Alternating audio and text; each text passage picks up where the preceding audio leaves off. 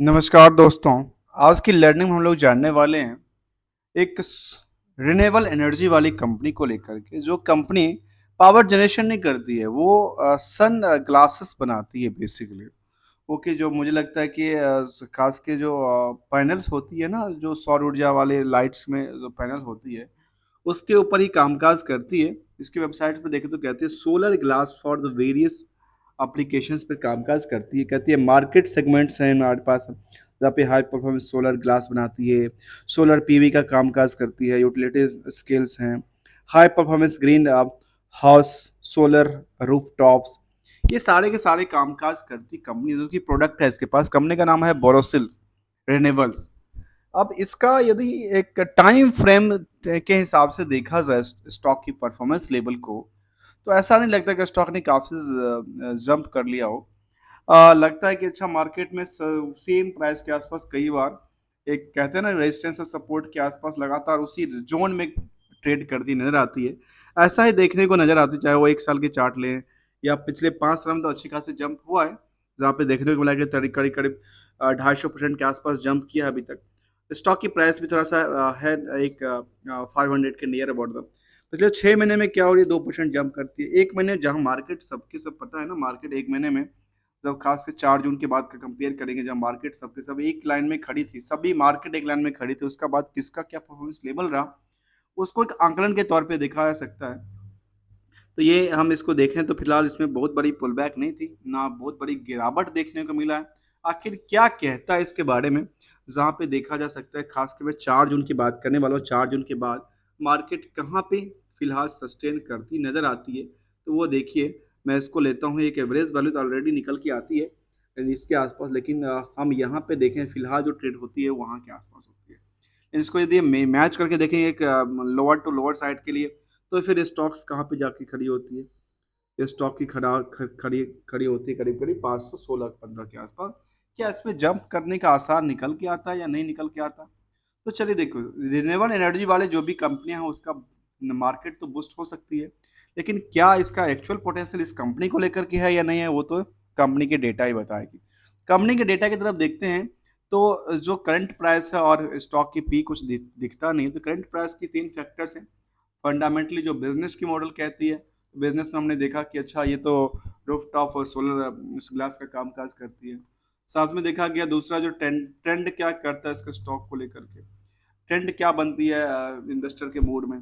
तीसरा होता है सेंटिमेंटल, क्या कहती है सेंटिमेंटल, अर्थात जो मार्केट के न्यूज को लेकर के हो, ऑर्डर्स को लेकर के हो, या कुछ ऐसे प्रोजेक्ट को लेकर के हो जहाँ पे इनकी इसकी स्टॉक हिट करती हो, किसकी वजह से, बिजनेस की पोटेंशियल की वजह से स्टॉक हिट करती है। तो ऐसा एस्पेक्ट को लेके चलते हैं। तो देखा जाए तो इनकी बुक वैल्यू कहता है करीब 66 रुपये के आसपास, 67 मान लेते हैं। इंटरेस्टिंग वैल्यू नहीं है, क्योंकि कंपनी लॉस मेकिंग देखने को मिला, क्योंकि इनका अर्निंग पर शेयर फिलहाल 3.5 रुपये के लॉस में देखने को मिला है। अब लॉस का कारण क्या हो सकता है? लॉस का कारण ये तो नहीं है कि बॉर्ड उन्होंने ज़्यादा ले लिया। इनका देखने को आया थी डेट टू इक्विटी रेशियो करीब 0.66 क्या है। करंट रेशियो थोड़ा सा ज़्यादा देखने को मिलता है। मतलब करंट रेशियो में जो एसेट्स का पार्ट है वो काफ़ी अच्छा देखने को मिला है। 1.85 के आसपास की एसेट्स सोल्यूशन देखने को मिलती है करंट एसेट्स के अंदर। इसके बाद देखा जाए तो इनकी आरओसी कहती है निगेटिव, क्योंकि कंपनी ऑलमोस्ट क्या है, नुकसान में है। क्या था, इनकी जो एसेट्स वैल्यूशंस है ऑलमोस्ट क्या है, नुकसान में देखने को मिलती नजर आती है। मैनेजमेंट की परफॉर्मेंस की चर्चा करें तो डिविडेंड का कोई ट्रैक रिकॉर्ड नहीं है, फेस वैल्यू है 1 रुपये का, प्लेस नहीं किया है कोई अच्छे स्टॉक को लेकर के। तो promoters holding 61%, promote price to book value कितना भी फिलहाल 7.5-8 टाइम के आसपास कारोबार करती नजर आती है। अब यहाँ पे इंडस्ट्रियल के पी की तरफ देखें तो इंडस्ट्रियल पी कहता है 47 के आसपास। कंपनी की तरफ एक नज़र डालते हैं, वो कंपनी कहती है जो Borosil's renewable energy renewable is engage in the manufacturing extra clear patterns glasses and the low iron solar glass for the application of in the photovoltaics panels, flat plates collections and the, मतलब इसी green houses के हिसाब से कामकाज करती है, green energy पर कामकाज करती नजर आती है। अभी तक आपने मेरा चैनल को सब्सक्राइब नहीं किया, चैनल को सब्सक्राइब कीजिए, बेल आइकन को दबाइए और लेटेस्ट वीडियो के लिए बने रहिए। चलते हैं हम कंप्लीट में पीयर्स की तरफ कंपेयर करने के लिए। पीयर्स क्या कहती है? पीयर्स कहते हैं इसके बारे में ग्लास और ग्लास प्रोडक्ट के पर कामकाज करती है कंपनी।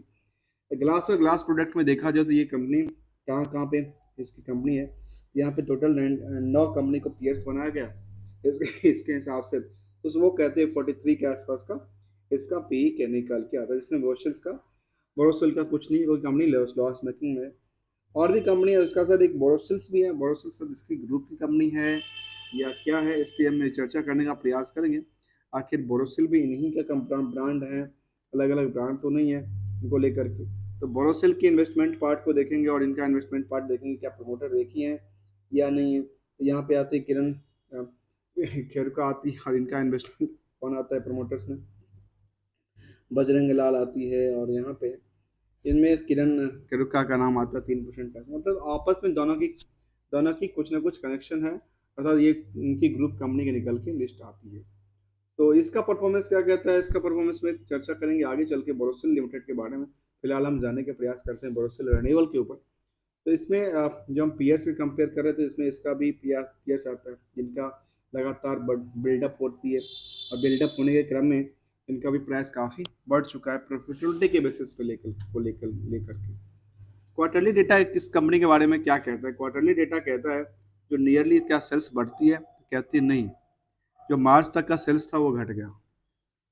यहाँ पे क्या हुआ, घटी हुई सिचुएशन निकल के आती है पिछले साल से। इसका क्वार्टर ऑफ क्वार्टर देखा जाए तो क्यों कहते हैं क्वार्टर ऑफ क्वार्टर में इसमें क्या हुआ, एक गिरावट देखने को मिला। दूसरी तरफ जो ऑपरेटिंग प्रॉफिट था वही गिरावट में आ गई, 9% गिरावट में चली गई। और जो प्रॉफिट के पार्ट था क्वार्टरली का वो 53 करोड़ नुकसान में चली जाती है। तो क्वार्टरली क्यू ऑफ क्यू के हिसाब से गिरावट था, ईयर ऑफ ईयर के हिसाब से क्या कहना चाहता है, वो कहना चाहता है कि नियरली इंक्रीज करती है, और इससे कहा जाता है कि करीब 900 करोड़ से नियरली जंप करके 1360 करोड़ पे 70 करोड़ पे जाती है। तो यहाँ से एक पुल बैक देखने को मिला है किसके हिसाब से, वाई वाई के हिसाब से।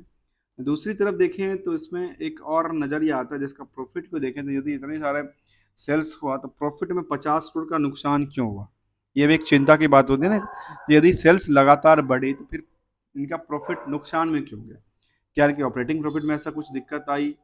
तो ऑपरेटिंग प्रॉफिट कहते हैं नियर अबाउट तो थोड़ा 54 करोड़ का प्रॉफिट बनाती है, लेकिन इनका जो बाकी पार्ट्स था जहाँ पे खास के इंटरेस्ट बर्डन को देखो तो इंटरेस्ट बर्डन भी करीब 8 करोड़ से सीधे 29 करोड़ पर चली जाती है। 21 करोड़ का क्या होता है, इंटरेस्ट बर्डन बढ़ जाती है। इंटरेस्ट बर्डन बढ़ने की वजह से इनका क्या होती है, जो कि लॉस मेकिंग नजर आती है, इनका बैलेंस शीट में देखने को मिलती है।